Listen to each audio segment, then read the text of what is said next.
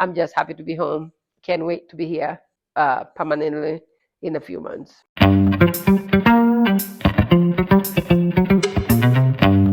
Hey, hi everyone. Welcome back to my channel. My name is Lucy Wanja, and yeah, I had to make a quick trip to Kenya so I can get my passport. So I went through Philadelphia, and then I went through Doha, which is in Qatar, and then I landed in Nairobi. It was a late night, but it was fun. It was fun to see my family. My brother was waiting for me at the airport, and that was fun. I went to my auntie's house, had some Kenyan food I had missed for a long time. So it was exciting to kind of, have that.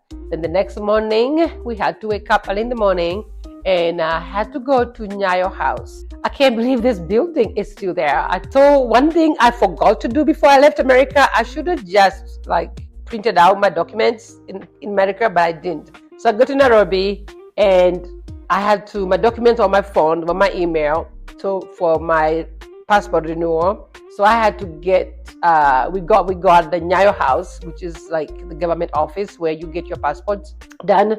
So we got there and I had my documents were in electronic form. So there's a big business that some guys are just hanging out by the gate and they're just asking you if you want something they call like cyber cafe. That's where you go in and they walk you through these back roads and you get in their little office and then they, you email them or you WhatsApp them your documents and they print them for you. So then when I had all my documents printed out, that's when I went back to Nyayo House and found out that there was a long ass line and I didn't feel like lining up. So I was just like, I'm done for the day.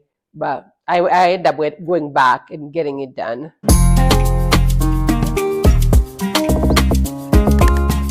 So one thing about me is I am not a city person. I do not care for big cities. So being in Nairobi was very, very weird for me because we're there, the traffic is just horrible, back to back lines, stop and go, stop and go.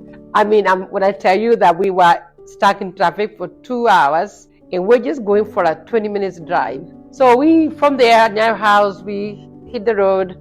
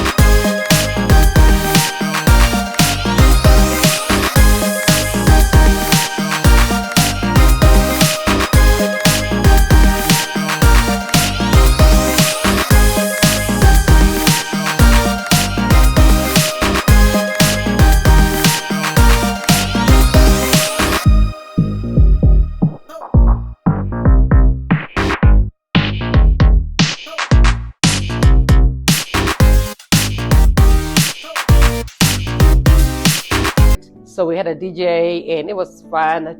After a couple of drinks, I would try to sing. I'm no singer, but I tried to have a good time. But it was fun. The next day, I was just tired. So I spent the next 2 days just relaxing and just resting at the house.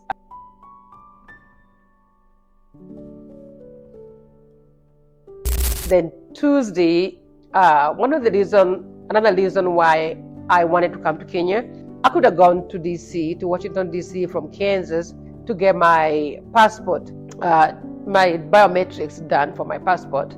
But by the time I was thinking about, I'm going to buy a ticket to come from Kansas to Washington, DC, then I'm going to get a hotel room, then there's a Uber for a couple, back and forth from the airport. It was actually cheaper to just get a flight ticket. I got a cheap economy ticket to come to Kenya. So I wanted to time it that way because where I live in Nanyuki, we have a farm and we go to the showgrounds every year. The Mount Kenya region where I live when I'm in Kenya, they have like an agricultural show where people go to exhibit their animals and stuff like that. So they did one last year when I wasn't here, and it was actually very, very interesting from the videos they sent me. So I figured, well, next year. So Tuesday we tried to go shopping, because besides showcasing our animals, our farm animals, we have pigs, we have turkeys, we have geese, we have duck, we got all kind of animals here. So we had a booth there to go and exhibit those. But we also had, my restaurant also had a kiosk there where we're selling pork and some side dishes. So I was going to help them shopping and help them get the things that they needed. For those who know me, know I absolutely dislike shopping, but I had to be in unison with my team. So I was going to be there for them. So we went shopping and we went to the supermarket, bought a few things. Yeah, so then we went back to the showgrounds. It's like a county fair for people in America. That's like what we call a county fair, but it's more agricultural here. So anyhow, so we get there at the showground. So we set up on Tuesday, because the official days for the show was Wednesday, Thursday, and Friday and Saturday. It was a 4-day affair. It was very, very, very good, but it was very tiring. I had a great appreciation for my workers and what they go through to get this done, especially last year.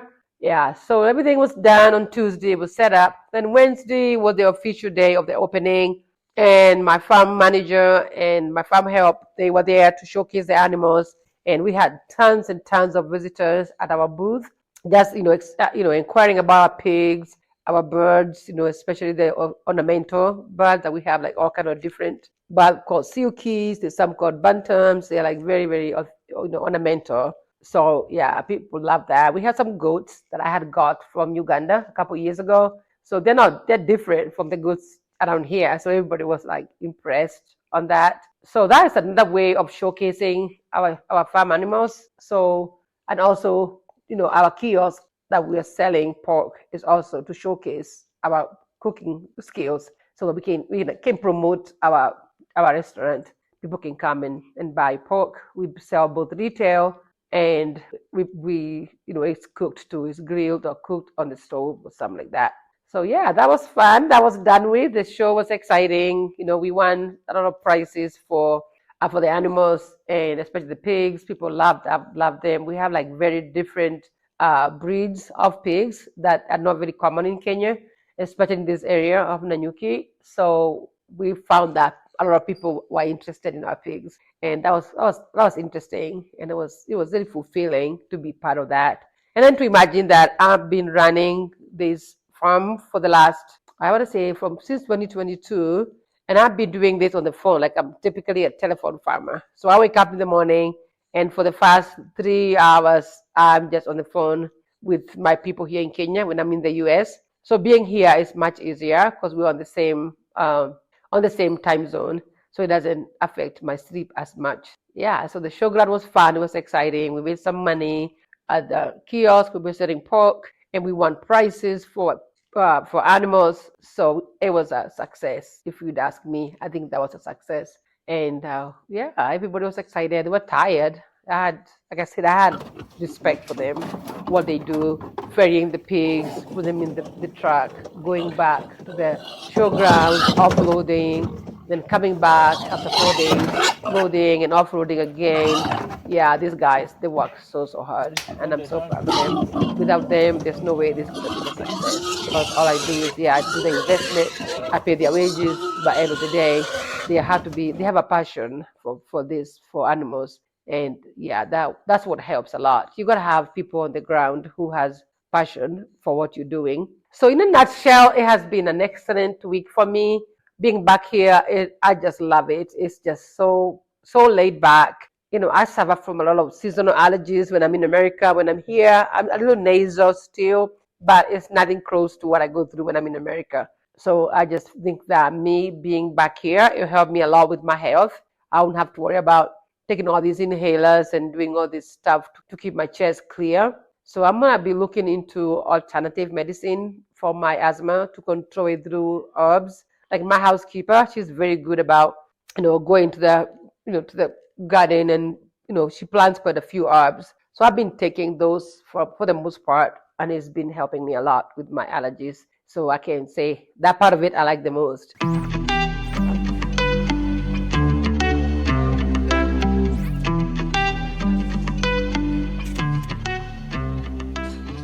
Yeah, so the objective of having this YouTube channel and having this vlog is to show people, like I put a post on Facebook about a month ago when I knew for sure that I'm gonna start the process of relocating, and a lot of people responded very positively, and they were like, "Oh, let me know how it goes. Please document it so we can know what to expect." There's so many people in Kenya. I mean, Kenyans in America, or even other countries in Europe or even in the Gulf, whatever. They want to come back, but the fear of unknown, especially you've been away for as long as I've been away, that's 30 years is like 3 generations. So it's tough. It's tough to be away for that long, then come back and assimilate back in the society. So I'll be vlogging for you guys. I'll be taking videos of my daily life. Some of it is not very interesting, but for the most part, at least I'll share with you the good, the bad, and the indifferent. So you see that it's not always, glory or whatever. It's like sometimes it's very frustrating, especially dealing with government officials. Like when we went to the showground, I was so pissed off, and I talked to the manager, the guy who organizes the whole deal, and I'm like, we are vendors. Like I'm paying a fee to showcase my animals, and then I'm also paying a fee to have my kiosk, where we're selling the food, So I felt like as vendors, we should definitely have, I'm not saying have a VIP per se, but we should have some kind of, privileges where we don't have to line up. We can just come through the door, or we don't have to pay every day. Like now, every day we're going in, we're paying 250 shillings, which is like $2. That's still a lot. Like $1.50 is still a lot for a day per person. And I had like 4 guys at the pigs with the pigs and the birds, and I had about 6 to 10 people. So every day you're spending this money. I feel like once you're a vendor, you should get some kind of documentation that you have a sticker in your car, you have something to show at the door that you are a vendor, so you don't have to keep paying these fees every day. That was very frustrating. And that was quickly reminded I'm in Kenya, because the chaos at the door, you pay here, you pay there, you go there. It was like no order. When you come from a country like America, where pretty much I think it's not perfect by any stretch of imagination, but there's order. You know what to expect. Like you go to a government office, you know what to expect. You expect good service, and for the most part, you get that good service. But when you're here, it's like they don't care. They don't give a fuck about shit. They're there. And they're just so indifferent. You're like, why am I having to pay for my workers every day, and I pay to have my kiosk? It is very frustrating. So I talked to the manager, and he said quite a few people had complained about it. So I'm hoping next year will be different, because if it's not different, I'm gonna have to think twice about even participating in it again. I feel like we need a boycott, the whole thing. All the vendors need to do that, so they can at least, they're making enough money, by renting these spaces, so they don't need to be, diming us and penning, hassling us for these pennies to just get in every day for 4 days. I didn't care about that. That's part of the stuff that I'm gonna be telling you guys. That it's not interesting, it's not fun, but it is Kenya. And when people say it's a developing country, it sure is, because some of that stuff is very annoying. But when you're here, when I get the airport, I try to program my mind that I'm in Kenya now, just to get my mind to lower my expectations. But we're still human. And after being in a country where there's order and things go pretty much for the most part by the book, so you get to expect certain things until you get here. And you find out real quick that they're not in a hurry. Nothing is being done in a hurry. They're just taking their time. But I'm glad I'm coming here to retire.